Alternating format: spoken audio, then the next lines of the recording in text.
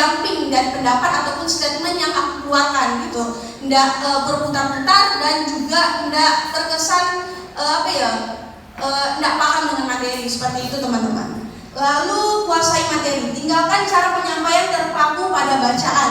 Nah, hal ini masih saya temukan ketika juga di mahasiswa gitu teman-teman. Bagaimana mereka menyampaikan presentasi dengan slide panjang, slide yang berlembar-lembar, dan hal itu sebenarnya udah tidak efektif teman-teman. Apalagi kita melihat dari reels Instagram bahwasanya hal-hal tersebut udah ada hal yang lebih penting. Kita menyajikan 4 slide, lalu dengan materi yang lebih singkat, poin per poin gitu, lebih efektif dan lebih didengar orang teman-teman, daripada kita harus membacakan satu-satu. Padahal kalau disuruh baca satu-satu semua orang pun bisa baca gitu, tidak perlu dijelaskan. Yang kita butuhkan dari pemateri itu adalah makna dari pesan yang ingin kita sampaikan teman-teman. Nah, lanjut, perbanyak referensi untuk mendorong kita mengembangkan skill pada critical thinking. Baik, mencari referensi. Tentunya mencari referensi ini bukan berkenaan mencari materi-materi saja, tetapi kita mencari studi kasus ataupun contoh ketika kita menyampaikan suatu hal. Misal kita mau menyampaikan tentang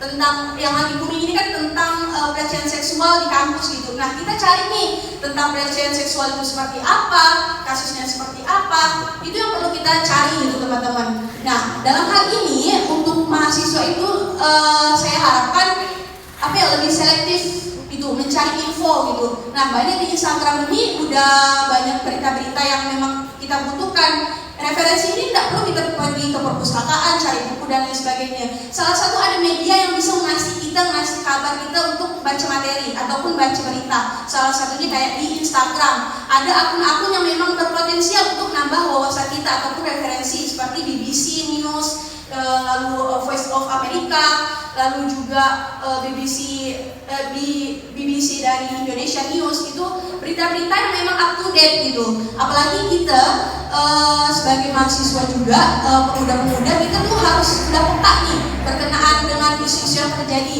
Misal kayak isu mental health, terus isu internasional, bagaimana Afghanistan dan juga Taliban. Nah, itu mungkin banyak nih orang-orang merasa bahwasanya anak HI aja yang perlu itu. Info-info itu anak HI aja pegang semua. Tidak seperti itu teman-teman. Ini wawasan yang perlu kita teliti bersama atau cari bersama teman-teman. Seperti itu.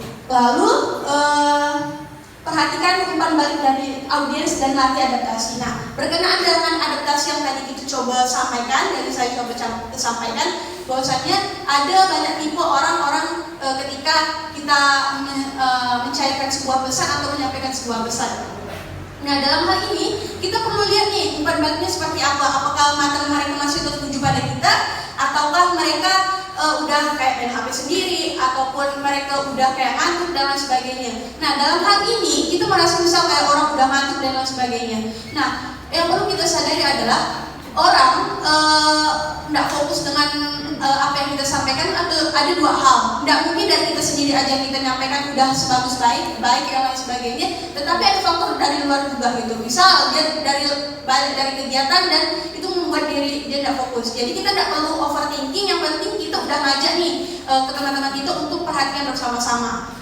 Lalu bahasa tubuh. Nah, bahasa tubuh ini menjadi sebuah komunikasi nonverbal atau komunikasi selain kita ngomong, itu menjadi suatu yang penting untuk kita menyampaikan sebuah pesan, untuk diterima, lebih nyaman didapatkan gitu teman-teman. Apalagi misal gerakannya tidak perlu kayak gini-gini juga. Nah, ini malah bikin jadi orang terdistract dengan gerakan kita daripada kita kasih gerakan-gerakan yang memang kecil aja gitu, kayak tangan ataupun mata kita arahkan kemana. Tidak usah kayak mana ke sana, mana ke sini, mana ke situ. Tidak usah kayak gitu teman-teman. Itu malah jadi distract dari para penonton kita ataupun audiens kita. Tidak fokus dengan apa yang kita sampaikan. Dia fokus dengan gerak-gerik kita aja. Kenapa orang ini nih aneh benar gitu, cuma gerak-gerak terus pesannya tidak sampai gitu teman-teman.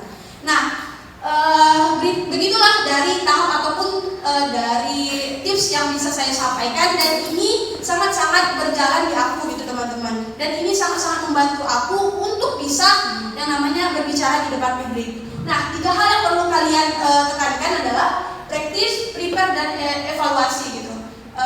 Yang pertama adalah practice, yang dimana kalian itu coba cari peluang bagaimana kalian bisa berbicara di depan umum, bisa dari komunitas yang open mic ataupun di sini ada yang mencoba ikut komika dan lain sebagainya, dan juga bisa jadi moderator nih kayak Rafika dan lain sebagainya gitu.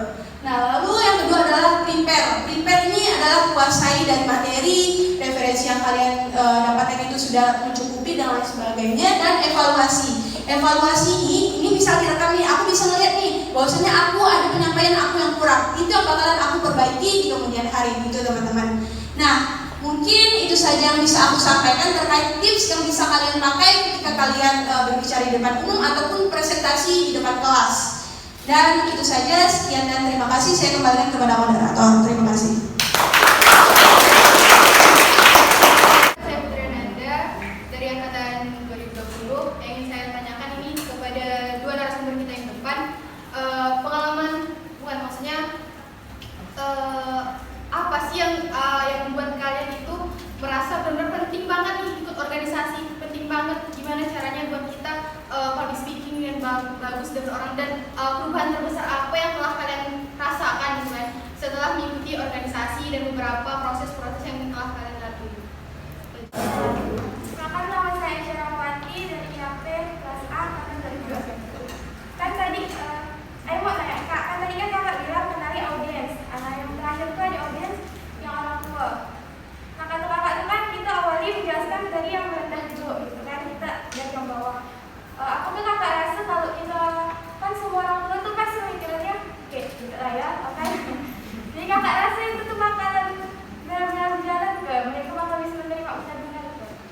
Kasih. Assalamualaikum warahmatullahi wabarakatuh. Usia berapapun, orang tua pun sekalipun, mereka akan tetap ada yang namanya nervous. Dan nervous ini macam-macam ditunjukin bentuknya. Ada yang gemeteran, ada yang jadi kaku, ada yang langsung jadi pucat, ataupun bisa jadi pingsan gitu teman-teman. Nah, tapi yang perlu kita ingat bahwasanya nervous audiens itu tidak mengerti ataupun tidak tahu mekanisme kita, penjelasan kita seperti apa gitu bang.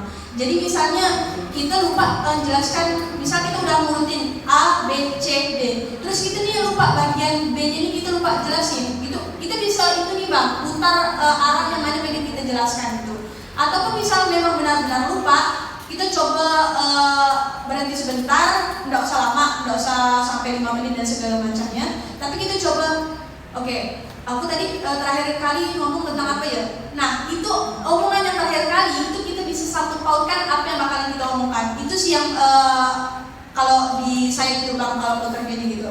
Misal saya lupa, tadi mau ngomongin tentang apa ya?